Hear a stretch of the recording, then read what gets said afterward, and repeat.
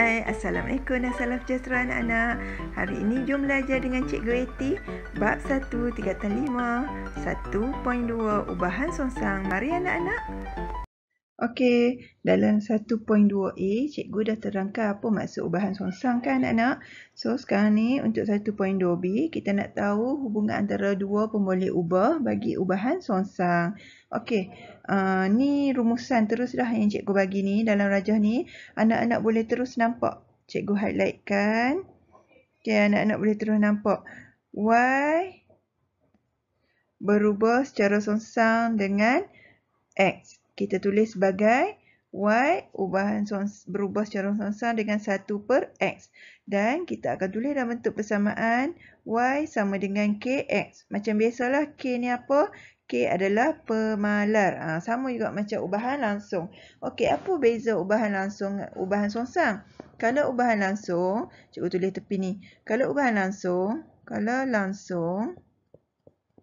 saja cikgu recall balik. Kalau ubahan langsung, Y berubah secara langsung dengan X. Tapi, kalau ubahan songsang, Y berubah secara songsang dengan 1/X. Okey, dan kalau ubahan langsung, kita akan tukar kepada persamaan Y sama dengan KX. Tapi, kalau ubahan songsang, kita akan jadi Y sama dengan K/X. Tu saja beza dia. Dan ni graf lah. Graf yang pertama ni bentuk hyperbola. Sebab apa? Sebab dia graf melawan X sahaja. Tapi graf yang kedua ni dia berbentuk garis lurus sebab dia lukis graf berdasarkan Y melawan 1/X. Tu beza dia. Okey anak-anak? Okey, seterusnya sama juga. Cikgu tunjukkan hubungan antara Y yang berubah secara songsang dengan X kuasa N. Okey, kita tulis macam mana? Kita tulis Y berubah secara songsang dengan 1/X kuasa N.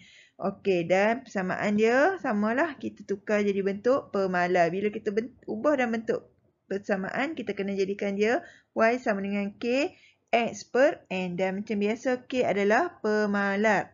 Okey, sama jugalah macam kalau ubahan langsung.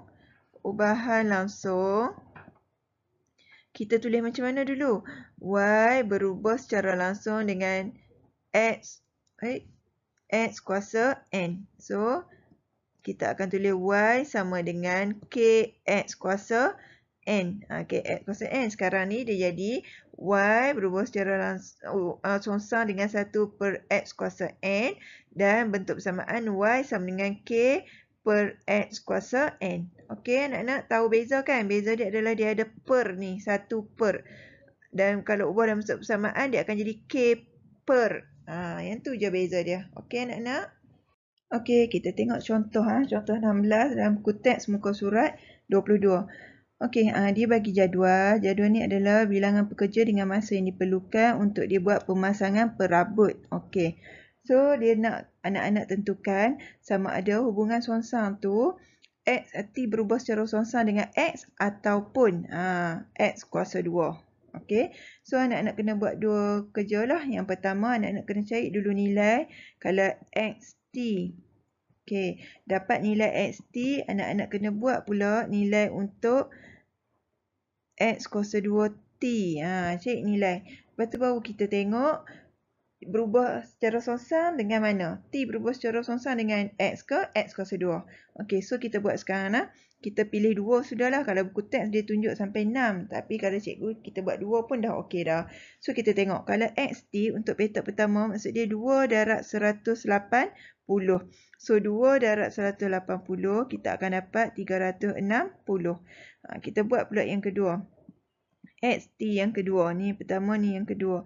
Kita buat 3 darab 120. So sama juga 360. Tengok kat situ pun kita dah tahu dah. Dia adalah pemalar. Nilai K tu. Pemalar. Sebab apa? Nilai dia sama sahaja. Okey, kita buat X kuasa 2T pula untuk yang pertama. X kuasa 2T yang pertama bermaksud 2 kuasa 2 darab 180. So, kita akan dapat 720. Kita buat pula X kuasa 2T yang kedua. So, kita akan dapat 3 kuasa 2 darab 120. Jawapan dia adalah 1080. Okey, kalau kita tengok nilai dia tak sama. Okey, bila nilai tak sama, bermaksud dia bukan pemalar. Okey, so daripada sini kita dah tahu dah yang berubah secara songsang dengan T adalah X. Jadi apa conclusion dia? Conclusion dia adalah T berubah secara songsang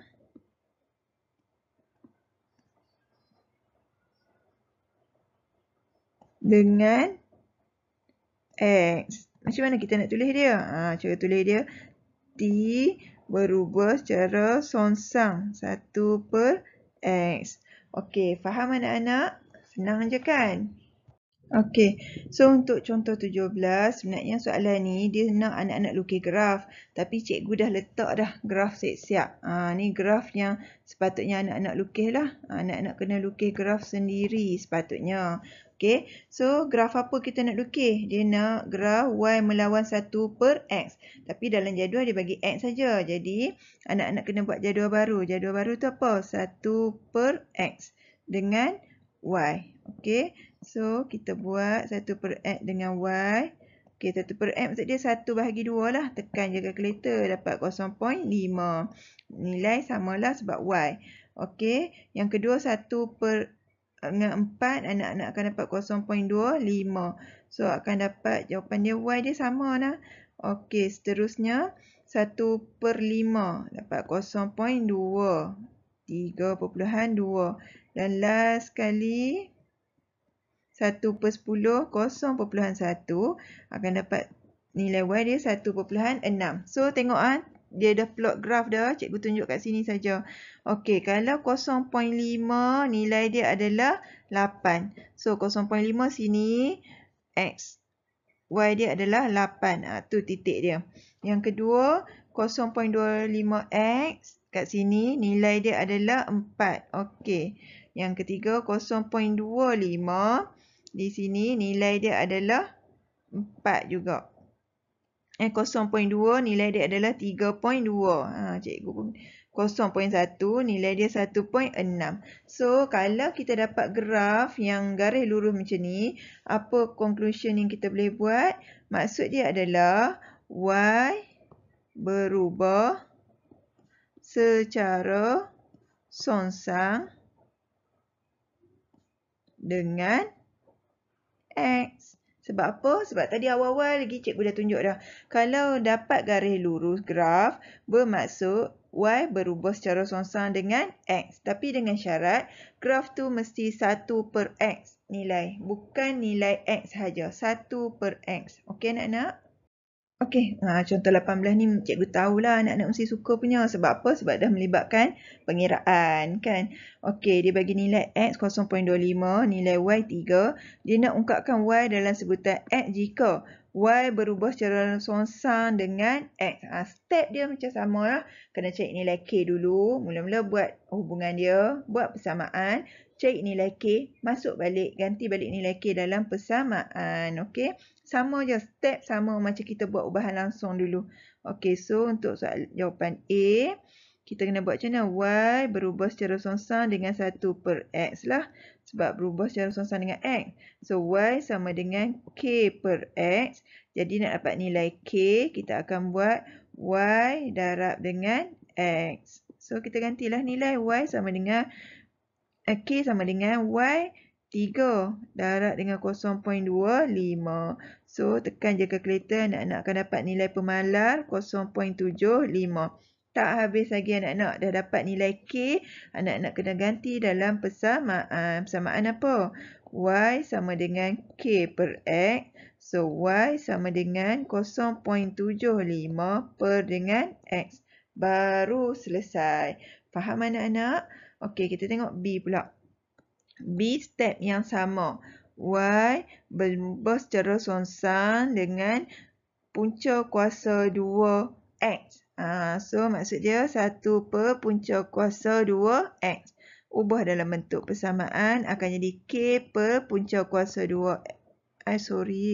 K per punca kuasa 2X. So, nak dapat nilai K sama dengan Y darab dengan punca kuasa 2X. So, K sama dengan Y nilai 3 punca kuasa 2X 0.25. Okey, anak-anak tekan je kalkulator, anak-anak akan dapat jawapan dia 1.5. So, dah siap. Kita bina balik persamaan. Y sama dengan K per punca kuasa 2X.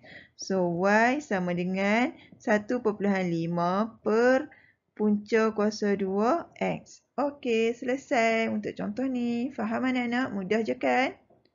Okey, untuk contoh 19, dia kata apa? Tarikan graviti F lah berubah secara songsan dengan kuasa 2 D jarak. So, kita bina dulu persamaan. Persamaan dia apa? Persamaan dia adalah F berubah secara songsan dengan kuasa 2D. So, D kuasa 2. Jadi, kita ubah dalam bentuk persamaan. F sama dengan K per D kuasa 2. So, kita cari nilai K dulu. F darab dengan D kuasa 2. So, K sama dengan nilai F 15, nilai D 1.2 kuasa 2. So, kita tekan je kalkulator. Anak-anak akan dapat K sama dengan 21.6. Okey, dah siap. Kita binalah persamaan. Persamaan dia apa? F sama dengan K per D kuasa 2. So, F sama dengan K 21.6 bahagi dengan D kuasa 2. Okey, selesai. Mudah kan? Okey, kita tengok contoh 20. Contoh 20 ni dia sama je macam contoh 18, contoh 19. Cuma beza dia selepas kita dah cari nilai K, kita masuk dalam persamaan nilai K tu, kita kena cari pula nilai yang soalan bagi. Dia nak nilai apa? Nilai P apabila Q sama dengan 1.6. Okey, so kita buat satu-satu. Mula-mula dia kata P berubah secara songsan dengan Q. So kita tulis persamaan dia P berubah secara songsan dengan Q. So, P sama dengan K per Q. Jadi, kita akan cari K sama dengan P darab dengan Q. So, K sama dengan nilai P 2, nilai Q 7. So, kita dapat K sama dengan 14. Okey, dah siap K sama dengan 14. Kita akan masuk dalam persamaan dulu. So, P sama dengan K per Q. So, P sama dengan 14 per dengan Q. Okey, bila kita dah dapat persamaan, dia nak apa? Dia kata hitung nilai P apabila Q 1.6. So, kita ganti balik dalam persamaan ni. Kita ganti Q 1.6. So, P sama dengan 14 bahagi 1.6. 1.6 ni kita ganti nilai Q. So, kita akan dapatlah, tekan je kalkulator, akan dapat P 8.75. Selesai. Mudah kan anak-anak? Cikgu tahu anak-anak faham. Okey, sebab cikgu dah ajar dah macam mana kita nak buat ubahan songsang. So, cikgu nak anak-anak praktis diri anak-anak, uji diri, uji kefahaman anak-anak dengan buat latihkan diri 1.2b, muka surat 23 dengan 24 dalam buku teks kita. Cikgu nak anak-anak buat soalan 1A, nombor 2, nombor 3, nombor 4, nombor 6 dan nombor 7.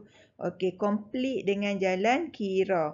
Okey, jangan lupa yang pertama bila nak buat soalan, yang pertama anak-anak kena tahu dulu macam mana nak tulis hubungan. Yang kedua, macam mana nak tulis persamaan. Yang ketiga, cari nilai pemalan, nilai K. Dah dapat nilai K, ganti balik dalam persamaan dan tengok soalan tu. Kalau dia nak suruh cari lagi nilai, pun boleh ubah apa? Ganti saja masuk nilai. Okey, boleh anak-anak? Lepas ni kita buat Google Meet, kita bincang jawapan. Okey? Okey, seperti biasalah motivasi cikgu untuk hari ini. Pupuk minat untuk belajar dan usaha untuk berjaya. Ikhlas daripada Cikgu Eti. Selamat belajar. Cikgu harap anak-anak cuba dan cuba dan cuba. Belajar matematik ni kena sentiasa mencuba. Okey anak-anak, bye. Assalamualaikum.